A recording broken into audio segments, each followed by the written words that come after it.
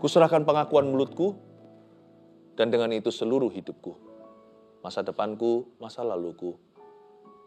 Semoga doa hamba-Mu ini mewakili seluruh perasaan keluarga saat teduh. Tuhan, kami serah diri. Terjadilah kehendak-Mu, dan kami mau selaras dalam hidup ini dengan apa yang ada di hati Bapa saat ini.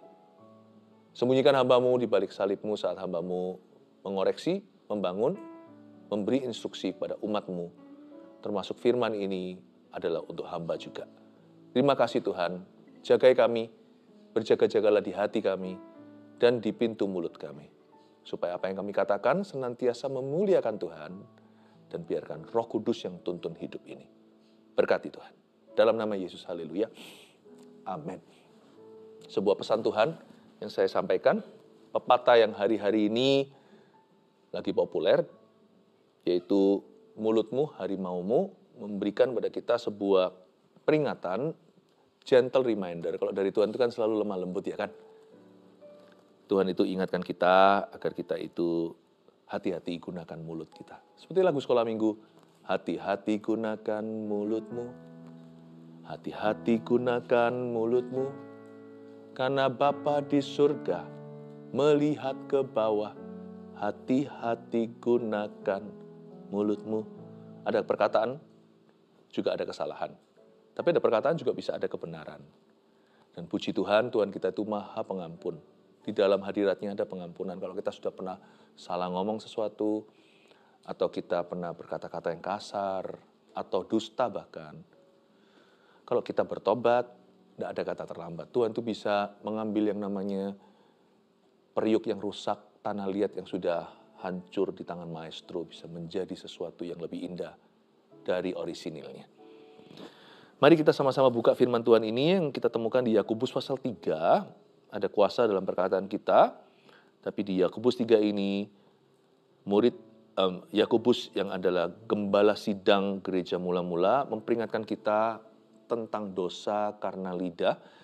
Ayat 1-12, kali ini saya akan berhenti per ayat, tidak bacakan sekaligus, lalu nanti kita rangkum pada akhirnya ya.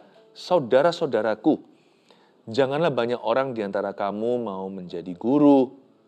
Sebab kita tahu bahwa sebagai guru, kita akan dihakimi menurut ukuran yang lebih berat. Yakobus memulai dengan sapaan yang sangat-sangat ramah. Saudara-saudara, sekalipun dia gembala sidang. Yang pasti ya, mulut itu harus tertanam dari hati yang merendah dan lemah lembut di hadapan Tuhan. Tanda bahwa ada Tuhan di hidup kita adalah we have a gentle tongue.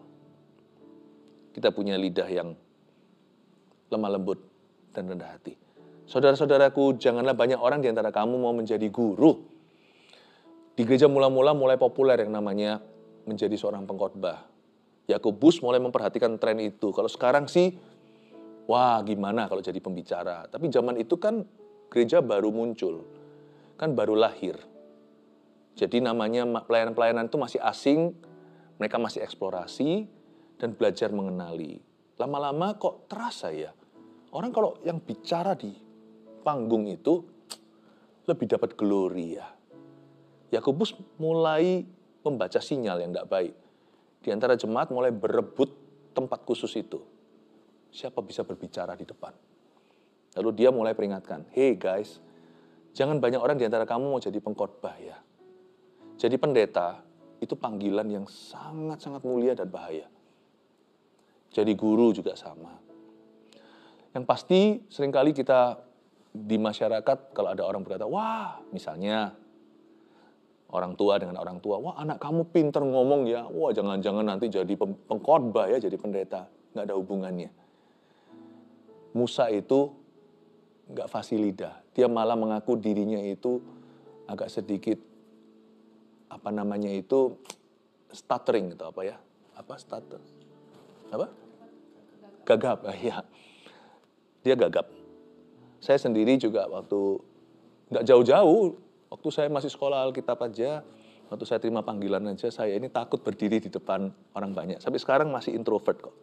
Nggak ada hubungannya. Personality tidak mendukung kepribadian, tes tes sifat juga nggak tentu ada tanda-tanda ke sana.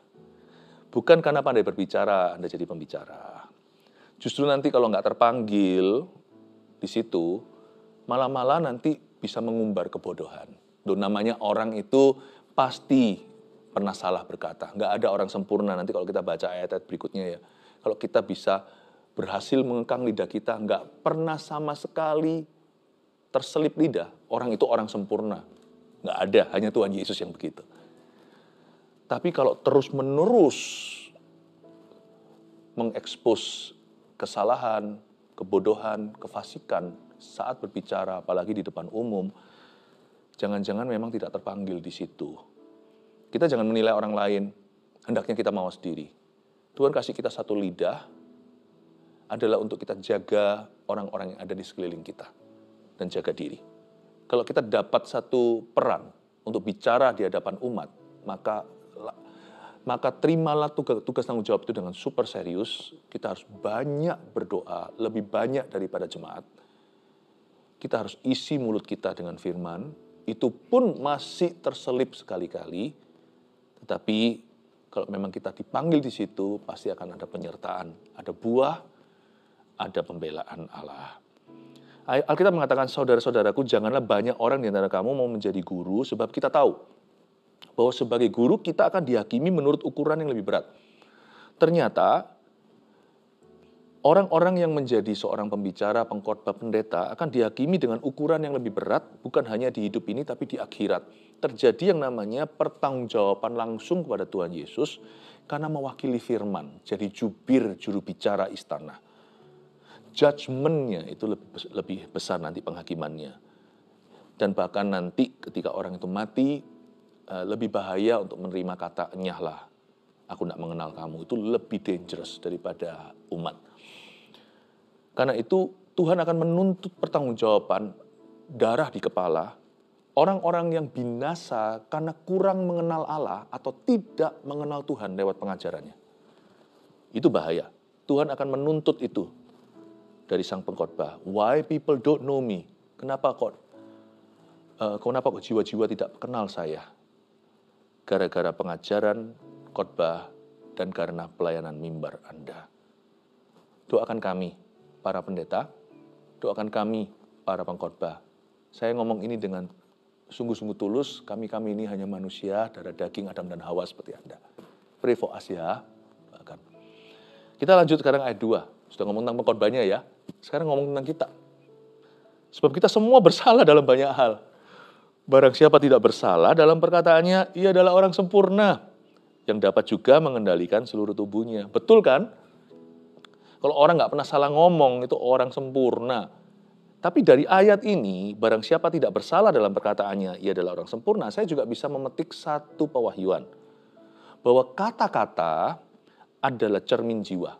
Mau tahu karakter seseorang, inner strength-nya, atau kualitas hati orang itu, gampang, lihat mulutnya. Gampang sekali. Sebab apa yang di hati, itu pasti akan ada di lidah.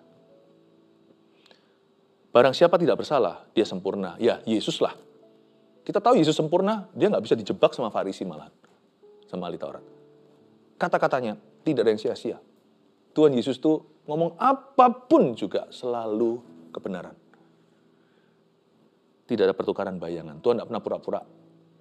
Saya paling kagum kalau lihat Yesus pada waktu diadili sama Pilatus, diadili sama Herodas, itu mau coba diskakmat dari sudut manapun juga, Yesus selalu punya jawaban yang memang dari hati Bapa dan ada di pikirannya Bapa. Luar biasa. Tapi kalau kita mau melatih diri beribadah, kekang lidah. Percuma, kata Yakobus di ayat yang lainnya, kalau kita mengaku diri beribadah tetapi lidah kita itu keliaran. Words are actually the revelation of our inner character. Kata-kata dan kalimat adalah tes yang paling baik untuk menunjukkan spiritual maturity atau kedewasaan iman seseorang. Doakan, kita dalam hal ini bukan doakan kami saja. Mari kita saling mendoakan supaya kita semakin dewasa. Siapa sih nggak pernah blunder dalam kata-kata, ya kan? Ayat 3, kita mengenakan kekang pada mulut kuda, sehingga ia menuruti kehendak kita. Bayangkan kuda ya, Ada kekangnya itu loh. Dengan jalan demikian kita dapat juga mengendalikan seluruh tubuhnya. Betul ya? Kalau kita mau naik kuda, kuda itu masih dilatih, kan kekangnya itu di mulutnya ya. Kan bukan di lehernya. Dicekik gitu biar dia nurut, enggak sih. Betul juga, mulutnya. Dan lihat saja kapal-kapal ayat 4. Walaupun amat besar dan digerakkan oleh angin keras, namun dapat dikendalikan oleh kemudi yang amat kecil menurut kehendak jurumudi. Nah gini, jurumudi bisa kendalikan kemudi yang amat kecil. You better do that. Waktu kemudi itu tidak bisa kau kendalikan, yang di luar kendali nanti kapalnya. Yang kita bisa kendalikan itu adalah kemudinya. Kapal kita tidak bisa kendalikan. Saya ajak mikir ya, yang mengendalikan kapal itu kemudinya. You better, saya dan Anda lebih baik belajar mengendalikan kemudinya. Kalau tidak nanti kapalmu di luar kendali. Kita tidak bisa jaga efeknya. Apa yang kita katakan tanpa rasa tanggung jawab, itu bisa berakhir sampai ujung bumi, sungguhan. Hati-hati gunakan mulutmu. Hati-hati gunakan mulutmu. Allah Bapa di surga melihat ke bawah. Hati-hati gunakan mulutmu. Dari sini kita juga pelajari satu konsep bahwa silence is not golden. Jera aku, kapok aku, tidak berani ngomong apa-apa lagi juga bukan cara. Masa kuda yang liar, kuda liar nih, yang belum pernah belajar, belum pernah dilatih, belum pernah dijinakkan, lebih baik taruh aja udah di kandang, disegel aja nggak usah keluar. Itu juga bukanlah solusi ya kan. Takut ngomong sesuatu karena pernah salah, sekarang lebih baik dibungkam sama sekali. Nggak bisa lah, orang mati pasti bicara, orang hidup pasti bicara, kecuali kalau orang itu sudah mati. Jadi kuda itu disimpan juga bukan solusi. Kapal yang di luar kendali, ada kapal yang mungkin susah ya, spooring balancingnya, saya nggak ngerti dunia kapal ya, kalau mobil ya. Setirnya miring baru dia lurus. Kalau saya lurus dia nanti miring. Nah itu kalau masalah dengan setirnya, mendingan dibengkelin setirnya.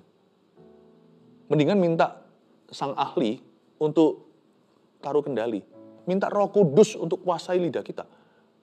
Dan setiap hari kita mendekat merapat supaya berubah hati kita. Karena lidah itu pangkalnya adalah hati. Kalau lidah salah terus, kemungkinan hatinya memang salah sih. Jadi yang perlu diperbaiki itu bukan lidahnya, hatinya. Hai saudara-saudara, kata Yakobus, rendah hatilah. Belajar seperti Yesus, aku rendah hati dan lemah lembut. Biasanya itu 90% akan selesai. Kalau hati kita beres, lidah kita beres. Jadi ada hubungan kalau di dalam dunia jasmani, THT, telinga, hidung, tenggorokan. Kalau dalam dunia rohani, yang namanya lidah itu berhubungan dengan hati. Kalau kapal itu susah spooring balancingnya, maka menurut saya disimpan terus di docknya atau berada di pelabuhan, nggak dipakai kapal itu kan mubazir.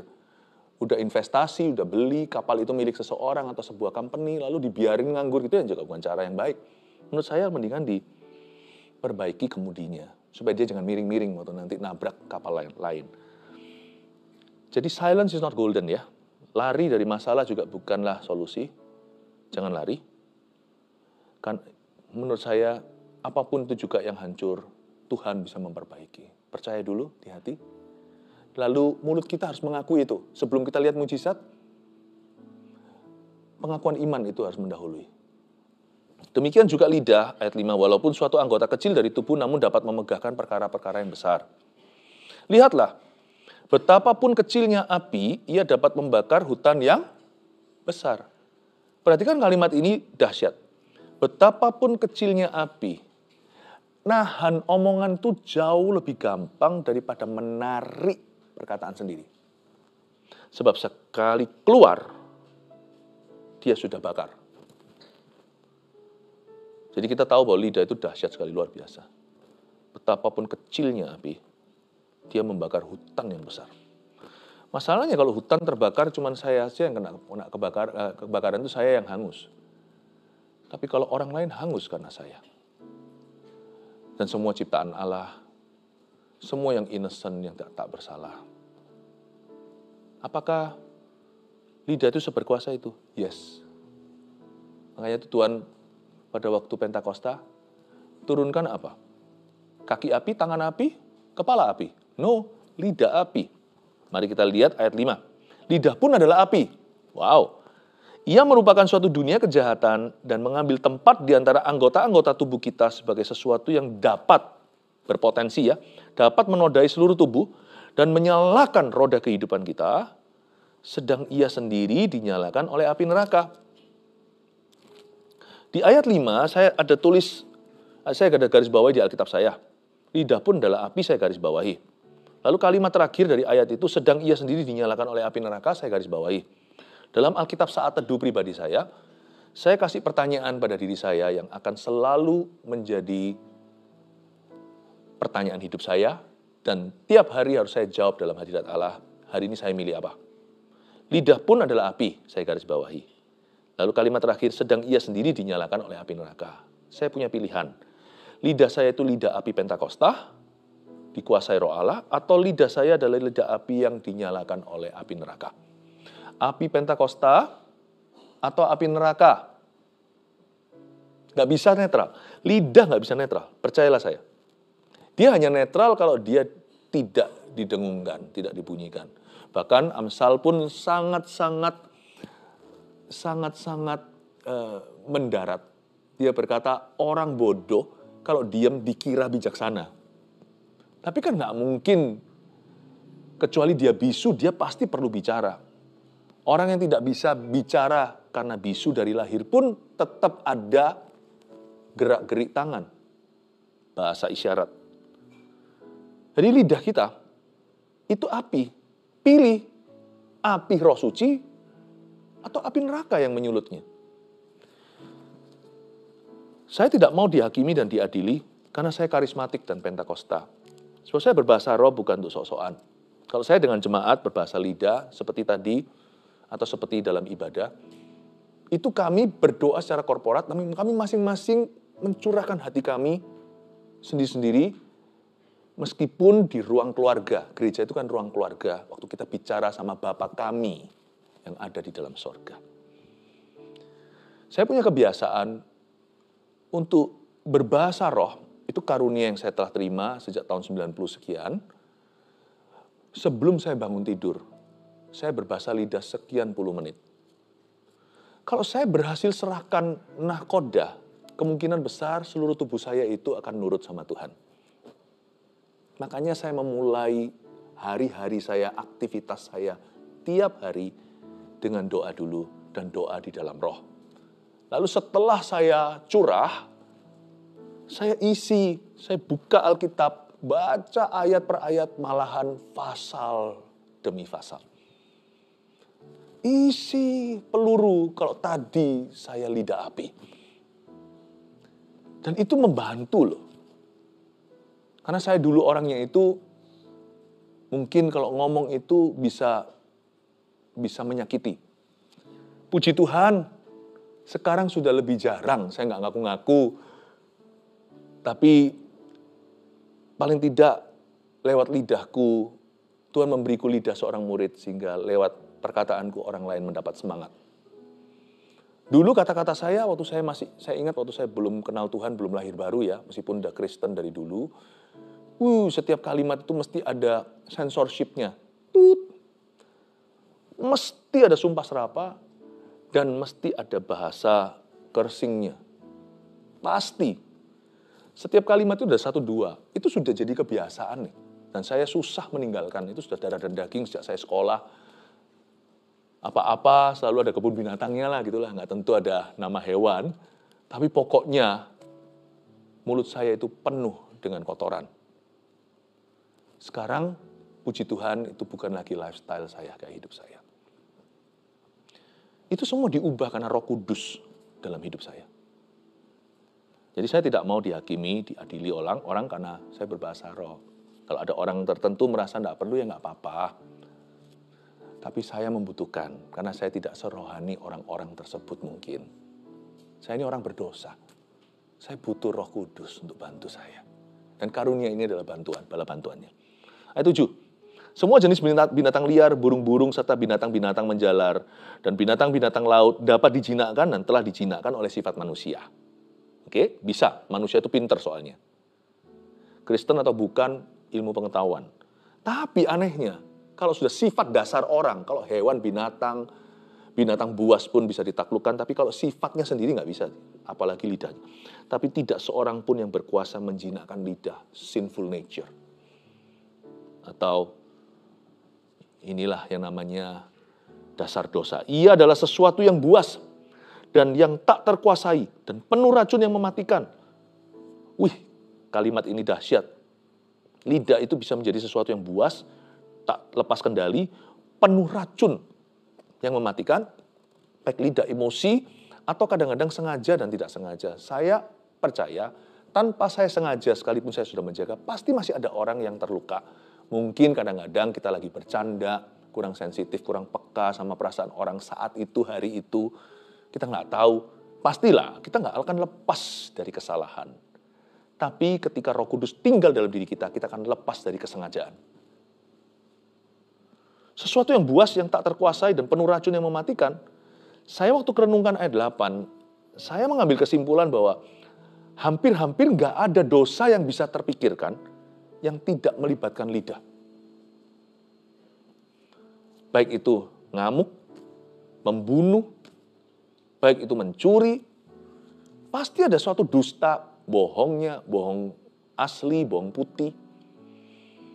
Hampir nggak ada sebuah dosa yang tidak melibatkan perkataan.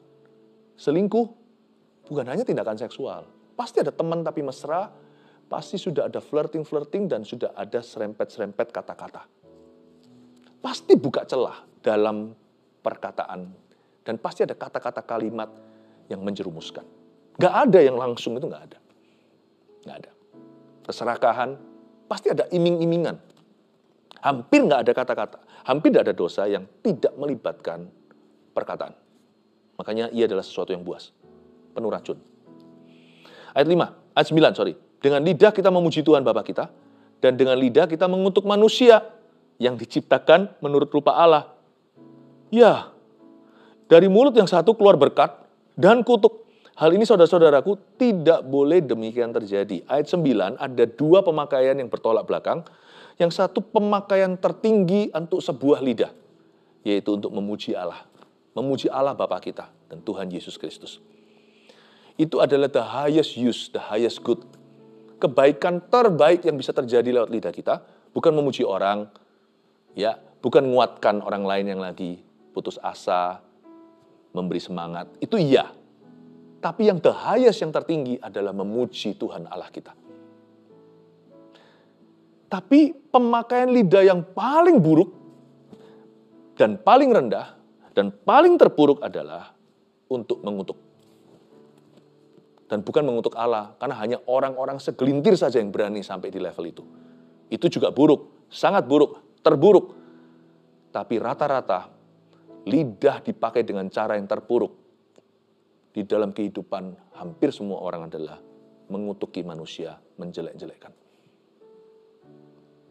Ingatlah bahwa lidah seperti itu tidak ada Roh Kudus di dalamnya, dan itu bahaya dihinggapi setan, dan itu bisa menjalar bakar seluruh hutan.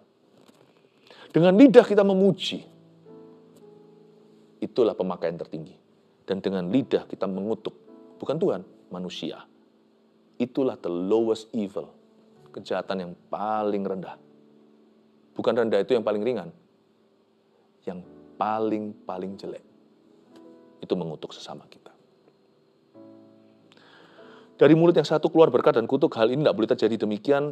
Dengan kata lain, kalau sampai ditemukan dua hal ini di lidah yang sama, memuji Allah dan mengutuk manusia, berarti salah satu dari lidah itu bohong. Dan selalu yang baik itulah dustanya. Paham ya? Coba saya. Kalau semuanya dari mulut saya berkata, puji Tuhan. Lalu detik kemudian saya berkata, aku kutuki teman saya. Atau saya bahkan mengutuki musuh saya. Keluarkan kata-kata yang sifatnya bukan hanya menghakimi, tapi juga mendoakan yang bukan-bukan, apalagi pembunuhan karakter secara sengaja, baik itu lewat mulut atau ketikan misalnya. Kalau mulut yang sama barusan berkata puji Tuhan di dalam gereja, lalu keluar mengatakan hal yang bertentangan, maka yang di gereja tadi itu bohong. Karena ketika air bersih dan air keruh dijadiin satu, air keruh tidak jadi bersih. Air bersih jadi keruh. Jadi yang baik itu pasti bohong. Yang jahat itu asli. Sebab kalau memang Tuhan tinggal di dalam diri seseorang, Tuhan tidak mau dimadu, nggak bisa Tuhan sekamar dengan roh jahat. Kalau ada Roh Kudus, yang keruh pasti pergi. Kalau memang ada Roh Allah, pasti jernih. Tidak mungkin dia akan mengutuki manusia kalau dia sudah berkata puji Tuhan di dalam gereja. Tidak bisa. Karena Tuhan tidak mau sharing. Yang mau sharing itu setan. Setan nggak keberatan.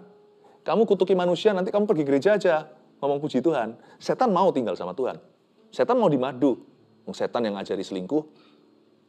Malah setan mendapatkan cuan. Keuntungannya apa? Dengan orang Kristen yang begitu, orang-orang non-Kristen jadi salah paham sama kekristenan. Jadi muak dengan orang-orang Kristen. Jadi akhirnya menolak Tuhan. Setan senang. Pahami ya? Makanya di sini Yakobus berkata, hal ini saudara-saudaraku tidak boleh demikian terjadi. Artinya impossible. Nggak mungkin itu bisa terjadi. Lanjut, adakah sumber memancarkan air tawar dan air pahit dari mata air yang sama? Kita tahu jawabannya. Tidak ada. Saudara-saudaraku, adakah pohon ara dapat menghasilkan buah zaitun dan adakah pohon anggur dapat menghasilkan buah ara? Ini ada jenis-jenis pohon, buahnya kok selang-seling nggak sama. Bisa nggak? Demikian juga mata air asin tidak dapat mengeluarkan air tawar. Dengan kata lain, pohon ara ya keluar buah ara lah. Buah zaitun ya keluar dari pohon zaitun. Pokok anggur ya keluar anggur. Jadi tidak mungkin orang Kristen yang sejati, yang lahir baru, yang penuh Roh Kudus akan mengeluarkan unfitting fruits atau buah-buah yang nggak cocok.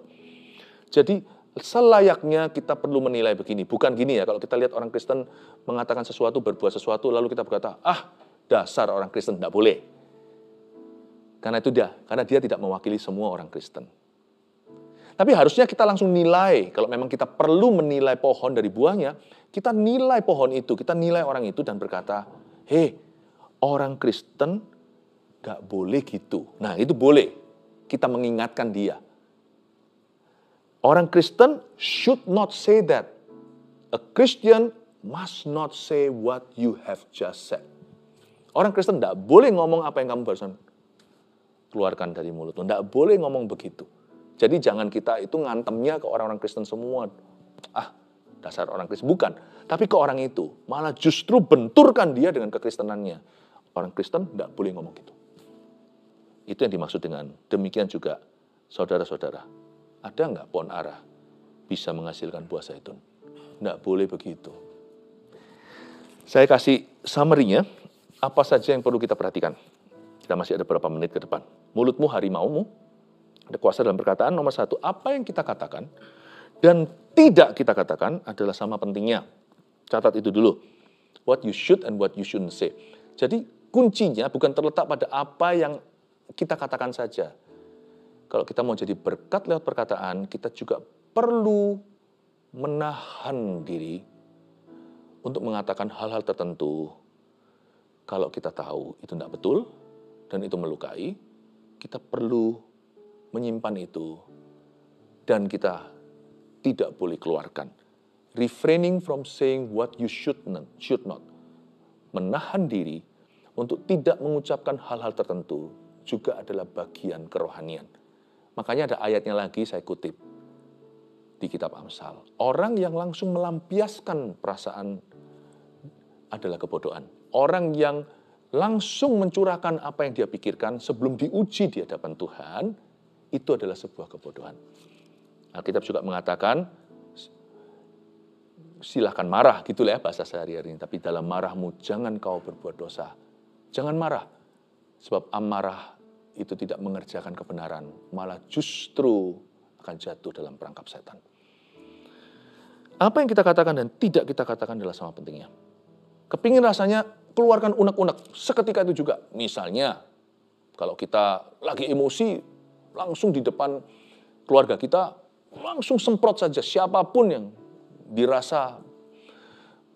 kita rasa patut mendapatkan omelan kita. Contohnya, nanti kalau kita diingatkan, orang yang mengingatkan kita juga kena semprot sekalian, karena memang kita sudah tersulut, ya kan?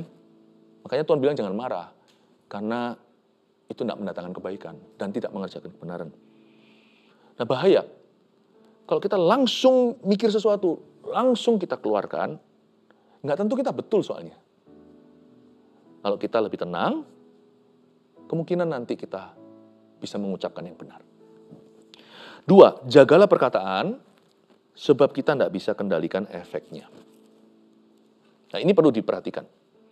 Lebih baik kita kendalikan kemudinya. Sebab kalau kapalnya sudah luar kendali, kita tidak bisa apa-apa.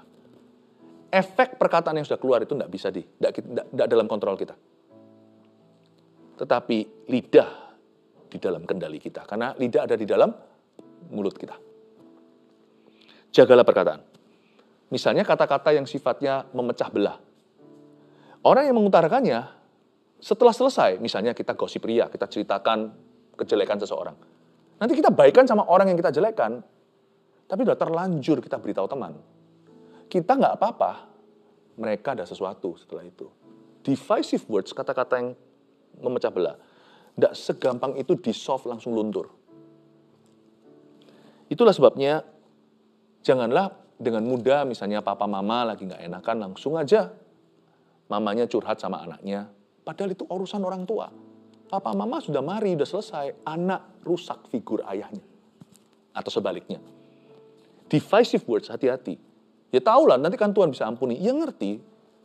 Tapi sudah ada goresan yang tidak bisa hilang. Memori itu kan nggak sirna. Kecuali kita gila. Kalau kita waras kan kita masih ingat. Angry words, kata-kata marah. Misalnya suami istri lagi, sekali lagi. Kalau gimana? Cerai, gitu ya. Misalnya. Nanti sudah selesai. Semua masalah itu ada tanggal kadaluarsanya. Tapi kata cerai itu membuka pintu. Oh, jadi bisa ya. Itu tidak selesai, tidak menyelesaikan masalah. Masalah itu selesai memang, tapi itu menciptakan masalah baru, bahwa ada sesuatu yang renggang. Mulai hari itu, pasangan suami istri tidak bisa serekat itu lagi, karena mereka merasa pintu belakangnya ada. Angry words, be careful. Kadang-kadang kita mengucapkan sesuatu yang kita sesali. Misalnya kita langsung bodoh-bodohin atau apa. Nanti setelah itu kita menyesal. Tapi kadang-kadang kita gengsi, tidak berani kata sorry. Tapi kita tahu damage is done. Saya tahu yang namanya goresan itu mesti ada. Tapi mari kita sebagai hamba-hamba Allah dalam hidup ini, jangan dari kita. Dari dunia aja. Ingat ya, Yesus tidak pernah mencobai. Itu setan. Jangan kita jadi pencobaan sama kita. Ya. Biarkan kita jadi penyembuhnya. Saya mau jadi bagian solusi, bukan bagian problema. Jadi kalau memang ada goresan yang harus terjadi, it's not from me. Saya akan menjadi orang yang membantu goresan to heal. 3, serahkanlah mulut kita kepada Tuhan sebagai senjata kebenaran. Ini poin terakhir. Kita harus secara sengaja. Lidah kita yang kontradiksi itu seringkali hanyalah sebagai gentle reminder untuk mengingatkan kita ini siapa, yaitu orang berdosa. Tapi itu juga menjadi pemicu untuk kita mencari Roh Kudus dan serahkan mulut kita kepada Tuhan. Baptiskan lidahku ini dengan lidah api Pentakosta. Bahasa roh bukan bahasa yang saya pakai sehari-hari waktu saya bicara dengan orang. Saya bicara ke Tuhan. Setelah itu selesai, connect. Saya bicara dengan orang lebih terkendali. Saya jadi bisa nutun kata-kata. Menurut Anda dari mana saya bisa dapat hikmat untuk menjelaskan firman ini? Kalau saya bukan terlebih dulu download dari Tuhan tadi pagi, mana bisa saya upload dalam kata-kata untuk Anda nikmati? Bahasa lidah bukan bahasa yang saya pakai untuk bicara pada Anda. Tapi apa yang saya bicara kepada Anda dalam bahasa Indonesia ini, akarnya tadi pagi saya berbahasa roh dengan Tuhan. Baru di situ kita dapat wahyu. Saya harap lidahmu dipenuhi Roh Kudus, bukan kita dipenuhi oleh kebencian atau oleh pahit hati, oleh apapun juga. I love you. May God bless you and restore you. Biar Tuhan memberkatimu dan memulihkanmu.